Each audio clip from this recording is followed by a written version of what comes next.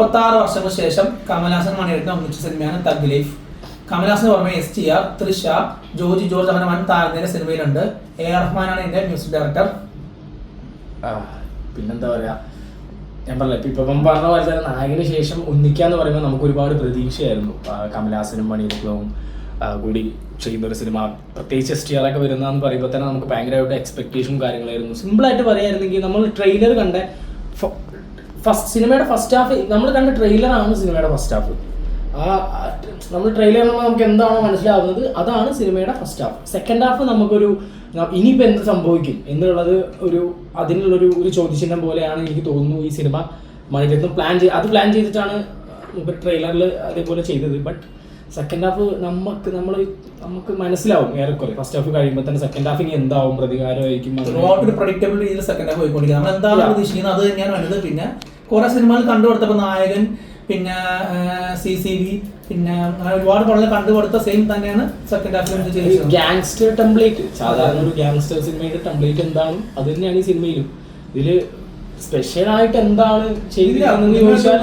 ഒരു പരിധി വരെ റഹ്മാൻ മ്യൂസിക് നിർത്തിയെന്ന് ഒരു പരിധി വരെ പറയാം, പക്ഷേ അത് പടത്തിൽ രക്ഷിക്കാൻ പറ്റുമെന്നൊന്നും ഒന്നുമില്ല. പിന്നെ പെർഫോമൻസ് വൈസ് നോക്കുകയാണെങ്കിൽ കമൽഹാസൻ നമുക്കറിയാം കമൽഹാസൻ എങ്ങനെയായിരിക്കും പെർഫോം ചെയ്യാന്നുള്ളത്. ബട്ട് STRലൊന്നും എനിക്ക് അത്ര എന്താ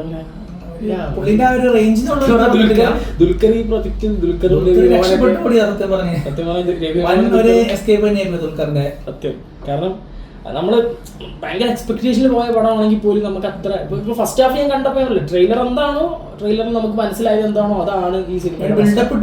പക്ഷെ അതിനുള്ള സെക്കൻഡ് ഹാഫിലൊന്നും കിട്ടുന്നില്ല.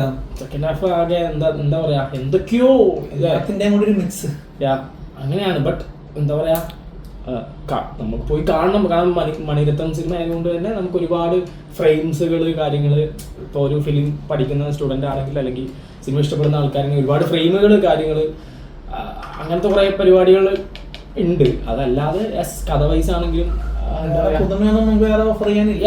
കമൽഹാസന്റെ സ്റ്റോറി മണിരത്നം രീതിയിലേക്ക് മാറ്റിയിട്ടാണ് ഈ സിനിമ ചെയ്തതെന്ന് കമൽഹാസൻ പറഞ്ഞിട്ടുണ്ട്.